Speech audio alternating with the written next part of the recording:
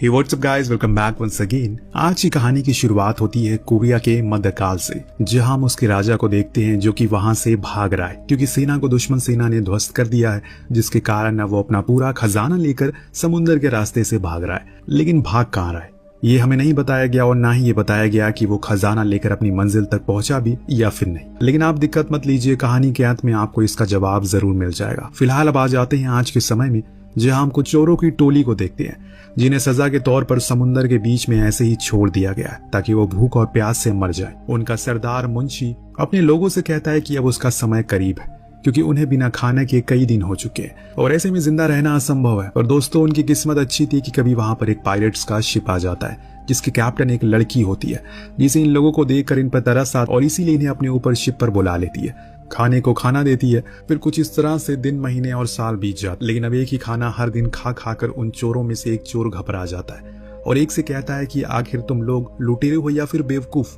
क्या तुम लोग एक ही खाना खाकर तंग नहीं आ जाते? वो लुटेरा कहता है कि हम असल में सिर्फ जापानी जहाजों को ही लूटते हैं। जो सुनकर वो चोर कहता है, यही तो तुम लोगों की सबसे बड़ी गलती है। ऐसे में तुम हमेशा यही समुद्र में ही भटकते रहोगे, कभी कुछ हासिल नहीं कर पाओगे। इतना कुछ कहकर उस खाने को डेक पर वो फेंक देता है, जिससे कि येरांग देख लेती है और गुस्से में पूछती है कि ये खाना किसने फेंका। वो चोर सीना चौड़ा करके कहता है कि मैंने। इतने में मुंशिन बीच में आकर बात को ठंडा करता है क्योंकि उसे अच्छे से पता है कि ये शिप येरांग का है, वो ही उसकी कैप्टन है, इसीलिए उसकी बात माननी पड़ेगी वरना वो अपने लोगों से उन्हें मरवा देगी। इतने में इन्हें दूर से आता हुआ एक जापानी जहाज दिखाई देता है, जो देख ये लोग बहुत खुश होते हैं क्योंकि अब इन्हें मौका मिलेगा उसे लूटने का। हर कोई अपनी तरफदारी करता है कि वो ये लूटेगा, कोई कुछ लूटेगा, पर सिर्फ मुंशिन था जो बोलता है कि वो अकेले उस जापानी जहाज पर जाएगा और सभी को मार गिराएगा क्योंकि उसे तलवारबाजी बहुत अच्छी आती है। उसकी ये बात सुन येरांग हंसने लगती, लेकिन उसने उसे एक मौका दिया। कहा कि ठीक है, तुम पहले जाओ। अब जहाज करीब आया तो उसने उस पर छलांग मार दी। फिर शुरू कर दिया उसने अपना कर्तव्य और बता दिया कि सच में उसे तलवारबाजी अच्छी आती है। इतने में येरांग और उसके बाकी के लोग भी उस जहाज पर कूद पड़े और सभी को मार गिराया। लेकिन जब इन्होंने उसकी तलाशी ली तो एक फूटी कौड़ी उन्हें उस जहाज पर नहीं मिली, जिससे सभी के चेहरे मायूस हो गए क्योंकि उन्होंने काफी दिन बाद इस जहाज को अपनी तरफ आते देखा था। अब न जाने कब ये मौका दोबारा हाथ लगेगा, पर इनके पास तो खाना भी कुछ नहीं है। इसीलिए येरांग उन आदमियों से गुस्से में पूछती है कि आखिर वो बिना खाना और पानी के समुद्र में कर क्या रहे थे। तब उसमें से एक बच्चा उठकर बताता है कि दरअसल वो लोग एक खजाने की तलाश में थे जो आज से कई साल पहले इसी समुद्र के किसी कोने में खो गया। या उसी कोरियन राजा के खजाने का जिक्र हो रहा था जो उस जहाज में लदा हुआ था। उस बच्चे ने बताया कि वो लोग रास्ता भटक चुके हैं, इसीलिए अब उन्हें समझ नहीं आ रहा है, पर हमें मत मारो। तब येरांग एक सौदा करती है, उन्हें जान के बदले उन्हें उस खजाने के नक्शे को देना होगा। तो वो मान गए क्योंकि जान से बड़ा अनमोल कुछ भी नहीं होता। अब नीचे आने पर येरांग कुछ लोगों के साथ बैठकर बातें करती है और फिर उस नक्शे को खोला जाता है। उसे देख सभी के अंदर एक लालसा पैदा होती है, काश उन्हें ये मिल जाए। ऐसा ही कुछ येरांग के मन में भी आता है, काश जिस खजाने के बारे में उन जापानियों बताया था अगर वो मिल जाता तो उसकी किस्मत बदल जाती। इसीलिए वो सभी से कहती है कि अब हमें उसे ढूंढना है और हमारा यही मकसद है। तलाश शुरू होती है। सबसे पहली सीढ़ी थी एक टापू जहां इन्हें आगे के रास्ते के बारे में पता चलेगा और इसके लिए उन्हें उस टापू के सबसे ऊंची चोटी पर बनी एक गुफा के पास मिलेगा। ये सभी अब उसी टापू पर पहुंचते हैं जहां जाकर मुंशिन को एक सांड दिख गया तो उसने कहा कि सालों से सी फूड खाकर वो तंग आ चुका है, इसीलिए वो अपने खाने का जुगाड़ करने जा रहा है। हालांकि बाकी के लोग उसे रोकते हैं, ऐसा मत करो, लेकिन उसे खुद पर बहुत घमंड था। वो हर काम अकेले ही कर लेगा, फिर क्या होना था। उसी घमंड ने उसे ले डूबा। वहां सिर्फ एक सांड नहीं बल्कि पूरा झुंड था जिसके बीच वो अकेला पड़ा फंस जाता है। ये तो उसकी किस्मत अच्छी होती है कि वो नीचे गिरने से बच जाता, लेकिन यहाँ उसकी किस्मत कुछ ज्यादा ही अच्छी होती है। जैसे ही वो नीचे गिरा वो लटक जाता है एक पेड़ पर जिसके सिराने एक हाथी का दांत गड़ा था। जी हाँ, यही उसकी अगली मंजिल की चाबी है क्योंकि उसके आगे के नक्शे के बारे में लिखा है, जो देखने के बाद येरांग तो बहुत खुश होती है क्योंकि ये उन्हें एक कदम और करीब ले जाएगा अपनी मंजिल के। लेकिन यहाँ मुंशी को लगता है कि उसके लोग अब उसकी बात नहीं सुनते, जिसके कारण वो येरांग से लड़ जाता है और कहता है कि वो ही अब कैप्टन है। लेकिन कोई उसकी नहीं सुनती। सभी को येरांग एक कैप्टन के रूप में ज्यादा अच्छी लगती है। उन्हें कोई फैसले गुस्से में नहीं लिए और यही एक लीडर की पहचान थी और इस चीज से मुंशी नाराज होकर वहीं रुकने का फैसला करता है। तो वहीं बाकी के लोग चले जाते हैं वापस उसी शिप पर। लेकिन जब जाने की बारी आती है तो येरांग थोड़ी देर वहीं रुककर उसका इंतजार करती है, क्या पता उसका फैसला बदल जाए। लेकिन वो ठहरा जिद्दी आदमी, वो वहीं उसी टापू पर डटा रहता है। इस बीच उसके पास एक आदमी आकर बताता है हमारे पास वो हाथी दांत चोरी हो गया है। ये सुनते ही उसे येरांग पर शक होता है, क्योंकि अभी सिर्फ उसी पर शक जा रहा है। इसलिए उसने फौरन उसी टापू की ओर रुक किया और उसे ढूंढना शुरू किया।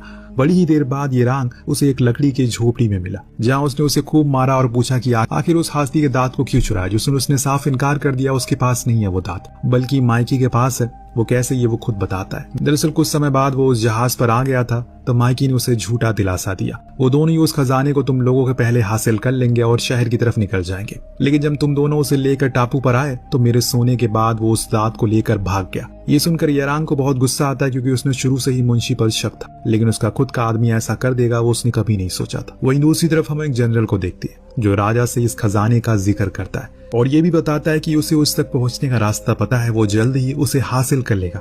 इधर कोरिया का शाही परिवार के पास माइकी पहुंचा, जिसने उन्हें सब कुछ बता दिया। उनके परिवार के पूर्वजों ने समुद्र में किसी हिस्से में एक बहुत बड़ा खजाना छुपा रखा है, लेकिन उस शाही परिवार के किसी भी सदस्य को यकीन नहीं होता, क्योंकि अब तो उसके पास कुछ भी नहीं है, ना ही कोई सेना, ना ही कोई पैसा। तो अगर ऐसा कुछ भी होगा वो उस तक कभी पहुंच नहीं पाएंगे। इतने में वहां पर येरांग और मुंशी पहुंचते हैं, जो माइकी से जबरदस्ती उस खजाने को छीन लेते हैं। अब उस दरबार में कोई सेना वगैरह तो थी नहीं, उन्हें डरने की कोई जरूरत ही नहीं पड़ी। इसीलिए वो बड़ी आसानी से उसे लेकर वापस अपने शिप पर आ गए।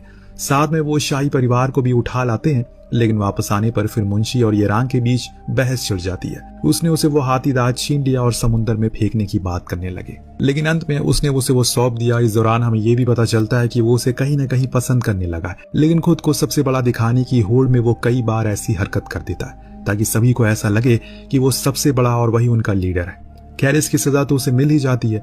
इस बीच हम दूसरी तरफ उसी जनरल को देखते हैं, जो अभी उसी बात वार्तालाप कर रहा है उस राजा से, जो सुनकर वो गुस्से में पूछता है, तुम इतने विश्वास से ये कैसे कह सकते हो कि तुम उस खजाने को हासिल कर लोगे। तो जनरल बताता है, जिस राजा का वो खजाना था वो असल में कोरियन साम्राज्य का वंश था, परंतु उसे हमेशा से यह डर सताया रहता था कि कोई उस इस खानदान के खजाने को उसे छीन न ले। फिर एक दिन उसका ये डर हकीकत में बदल गया जब उसके राज्य पर हमला हुआ। उस दौरान वो उस पूरे खजाने को एक जहाज पे लाद कर इस बारे में उसकी सिर्फ अपनी पत्नी को बताया कि वो कहाँ जा रहा है। इसीलिए मैंने उसके कुछ सालों बाद उसकी पत्नी को बंदी बना लिया और उसे खूब सताने के बाद उसने आखिर में उस खजाने का पता मुझे बता दिया। ये सब सुनने के बाद अब वो राजा अपनी सेना के साथ निकल जाता है, क्योंकि उसे उस जनरल की बातों पर यकीन जो हो गया था। इधर शिप पर मौजूद लोग उस हाथी के दांत पर कपड़ा बांधकर उस पर लिखी भाषा को समझने की कोशिश करते हैं, लेकिन उन्हें कुछ भी समझ नहीं आ रहा था कि ये क्या लिखा है। तो मुंशी उनसे वो कपड़ा ले लेता है, क्योंकि उसे वो भाषा आती थी। उसने बताया कि खजाने तक पहुंचने का रास्ता एक नदी से होकर गुजरता है, जो समुद्र के नीचे से बहती है, और ये जगह वहां मौजूद है जहां एक पत्थर के नीचे समुद्र बहता है। लेकिन एक बात ध्यान रखना, अपनी लालच और छल कपट पीछे ही छोड़कर आना, क्योंकि ये खजाना उसी को मिलता है जिसके अंदर औरों की मदद करने की इच्छा हो। ये उसी के लिए छुपाया गया। ये सुनने के बाद मुंशी तो हंसने लगता है, क्योंकि उससे बड़ा चोर दुनिया में कोई नहीं है। तो क्या उस सोने को वो हासिल कर पाएगा? खैर, यहाँ येरांग बताती है कि उसने ऐसी जगह देखी है जो यहाँ से 40 मील की दूर दक्षिण में है, इसीलिए अब ये लोग उसकी ओर तेजी से बढ़ना शुरू करते हैं। तो वहीं जनरल और बाकी के लोग भी अपने सोचे हुए रास्ते पर चल रहे थे। 2 दिन बाद ये लोग उस जगह पर पहुंचते हैं जहाँ एक विशाल पत्थर मौजूद था, जिसके नीचे खूब सारे बवंडर बह रहे थे, जिन्हें देख येरांग कहती है कि मुझे पूरा यकीन है हमें नीचे कुछ जरूर मिलेगा। इसीलिए एक एक करके ये लोग खुद नीचे कूदना शुरू करते हैं, जहाँ इन्हें खूब सारी जेलीफिश नजर आती है जो एक रोशनी की ओर बढ़ रही थी। इसका पीछा करने पर ये लोग एक सुराख के बाहर आ जाते हैं। ये असल में एक गुफा थी, जहाँ इन्हें पूरा यकीन था कि कुछ न कुछ तो जरूर, लेकिन बहुत देर तक खोजबीन करने के बाद भी इन्हें कुछ हासिल नहीं होता, जिससे सभी नाराज हो जाते हैं। तभी मुंशी के बाल हवा में हिलते हैं और उसे पता चल जाता है कि उस गुफा के पार भी कुछ है, लेकिन वो इसके बारे में किसी को कुछ बताता नहीं, बल्कि उल्टा येरांग का मजाक बनाना शुरू करता है, ये कहकर कि वो कैसी लीडर है, उसने खुद की लोगों की जान जोखिम में डाल दिया। वो खूब उसकी बेइज्जती करता है, जो येरांग का एक साथी को बर्दाश्त नहीं होती। इसीलिए वो उस पर हाथ छोड़ देता है, पर मुंशी उसे उठाकर उसी तरफ फेंक देता है जहां से हवा आ रही थी। अब उसके टकराने से वहां का रास्ता खुल जाता है, और इसके अंदर एक लंबी गुफा थी जो सदियों पुरानी होने के कारण अब कमजोर हो पड़ी थी। इसीलिए इन्हें सतर्क रहना होगा, क्योंकि वो किसी भी समय गिर सकती है। अब दूर जाने पर इन्हें कुछ संदूक मिलते हैं, जिसे खोलने पर सभी के चेहरे पर खुशी से लाल हो जाते हैं, क्योंकि उसमें भरा था बेशुमार चांदी। लेकिन सिर्फ चांदी ही क्यों, सोना कहाँ है? यही सवाल मुंशी के दिमाग में था।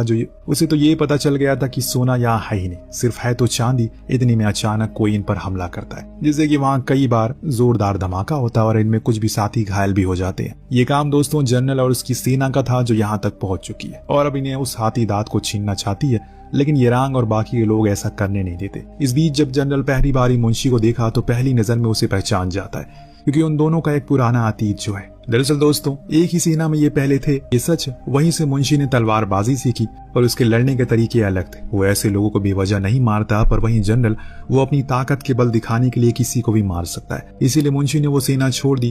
अब प्रेजेंट के टाइम में अभी वो दोनों लड़ रहे हैं। तो वहीं बाकी के लोग अपनी शिप पर लौट आए, लेकिन वो लोग गए नहीं थे बल्कि मुंशी के इंतजार में थे। इस बीच अब मुंशी को देख पाते हैं जो आखिर में जनरल से हारने लगता है और इसीलिए खुद को ही उसी चांदी के संदूकों से बांध कर पानी में कूद जाता है। पर उसके पीछे पीछे जनरल भी कूद गया, लेकिन सांस न आने की वजह से वो ऊपर आ जाता है। तो वही मुंशी जो अब पानी की गहराई में जाता जा रहा है, तब समय समय पर आकर ये रांग उसकी जान बचा लेती है और उस रस्सी को काट देती है जिसमें वो बंधा था। गुफा में जनरल को वो झंडा भी मिल गया जिस पर असली खजाने का नक्शा बना था। हालांकि वो झंडा इन लोगों ने भी देखा था, लेकिन वो उसे लाने में असफल रहे। तब ये रांग कहती है कि हमें वापस नीचे जाना चाहिए, लेकिन कुछ का कहना था कि हो सकता है कि वो झंडा माइकी के पास हो, तो ये लोग उसे बांध देते हैं, जबरदस्ती उसे बुलवाते हैं कि उसे। तब वो कहता है उसके पास कोई ऐसा झंडा नहीं है, लेकिन हाँ उसे वो जगह पता है जिसका जिक्र उस नक्शे में है। मैं बचपन में वहां पर गया था। दरअसल दोस्तों माइकी बचपन से ही पायरेट्स के साथ रहा है, उसे पहले भी वहां जाने का मौका मिल चुका है। उसका कहना था कि वहाँ खूब बिजलियां कड़कती है, लेकिन ये रांग ने कहा कि हम वहाँ जाएंगे, हम वहाँ जरूर जाएंगे। पर माइकी की एक शर्त थी, उसे शिप का कप्तान बना दिया जाए।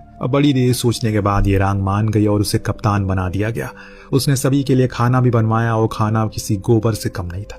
पर मुंशी को उस गोबर में भी फूल नजर आता है क्योंकि वो उसके प्यार में अंधा जो हो गया था। लंबे सफर के बाद ये लोग उस जगह पर फाइनली पहुंच जाते हैं और जैसे ही माइकी ने कहा ढेर सारी बिजलियां गिरती है, यह असल में वैसे ही था। ये जगह किसी डरावने सपने से कम नहीं थी। लगातार बिजलियों के गिरने की वजह से उनके शिप पर काफी नुकसान होता है। तो वहीं जनरल भी अपने लोगों के साथ आगे बढ़ रहा था, लेकिन उसने अपनी शिप पर पतंगे बांध रखी थी जिससे वो बिजलियां उस पर नहीं गिर रही थी। खैर अब ये लोग समुद्र किनारे उस टापू पर पहुंचते जहां मुंशी माइकी को ताना मारते हुए पूछता है कि कप्तान अब हमें क्या करना होगा, पर उसे तो कुछ समझ नहीं आ रहा था। इस बीच वो ये रांग को देखता है कि दूर पर एक पहाड़ी पर लगातार बिजलियां गिर रही है, तो हो सकता है कि वहीं पर कुछ होगा और इसीलिए मुंशी खुद अकेला ही ऊपर जाने का फैसला करता है। इधर माइकी के फालतू ऑर्डर से सब परेशान हो चुके थे, लेकिन अंत में वो एक काम की चीज देख लेता है। उसे देखा कि पेंगुइन अपने मुंह पर एक सोने की बिस्किट को दबाए हुए कहीं जा रही है। ये चीज उसने औरों को भी दिखाई और देख हैरान हो गए। इस बीच मुंशी जो कि ऊपर पहुंच चुका है जहां उसने देखा कई सारे भाले गड़े हुए, उसी पर वो बिजलियां बार बार गिर रही हैं। इतनी में वहां पर जनरल और उसके लोग आते हैं तो वो वहीं छुप जाता है। लेकिन जब जनरल उन भालों को देखता है तो उसे उस पर कोरियन साम्राज्य का झंडा नजर आता है, जो देख वो समझ गया कि इसी के नीचे वो चीज है जिसकी उन्हें तलाश है। लेकिन इससे पहले वो भाले को निकाले वहां पर तेज तेज बिजलियां गिरती है जिसमें कई लोग मारे जाते हैं। फिर भी वो उस भाले को निकाल लेता है, फिर उसके नीचे खोदना शुरू करता है और इस दौरान उसे एक ताबूत मिला जिसे खोलने पर सिर्फ एक ड्रैगन फेस था। उसमें तभी एक सिपाही की नजर मुंशी पर पड़ जाती है। वो उस पर तीर चलाने लगता है जिसे बचाने के लिए वो नीचे गिर पड़ा। उधर माइकी पानी में गिर गया उस पेंगुइन को बचाने के चक्कर में। तो यहाँ अफरा तफरी में वो मास्क पानी में गिर पड़ता है जहाँ पहले से माइकी मौजूद। उसी के हाथ वो मास्क भी लग जाता है, परंतु तभी उसकी नजर पड़ी अपने सामने एक गुफा पर जो हूबहू उस मास्क की तरह थी, जिसका मतलब साफ था कि इसी के अंदर वो बेशकीमती खजाना है जिसे कि इतने समय से ये ढूंढ रहे थे। अभी कहानी खत्म नहीं हुई दोस्तों, असली मजा तो अब आएगा क्योंकि अब माइकी के हाथ वो जहाज लग चुका है जो कि पूरा सोने से भरा था। ये वही जहाज था जिसे कोरिया के राजा ने यहाँ पर छुपाया था। पर अभी ऊपर उन दोनों की लड़ाई खत्म नहीं हुई। काफी देर एक दूसरे से लड़ने के बाद आखिर में मुंशी चालाकी से जनरल को बिजली के झटके से मार गिराता है और खुद इस जंग को जीत जाता है। सभी लोग नीचे आ गए जहाँ इन्होंने अपनी जीत का जश्न मनाया और साथ में उस खजाने के मिलने का भी, क्योंकि ये सभी करोड़पति बन चुके हैं। इनके पास अब इतना सोना है कि ये कई पुश्त बैठकर आराम से खा सकते हैं। इस बीच मुंशी और ये रांग किस भी कर लेते हैं जिसे वहां मौजूद सभी को पता चल जाता है कि वो दोनों एक दूसरे से प्यार करते हैं और कुछ इस तरह से ये कहानी यहीं पर खत्म होती है। आपको कहानी कैसी लगी हमें कमेंट करके जरूर बताएगा। मिलते हैं अगले वीडियो में। Thank you so much.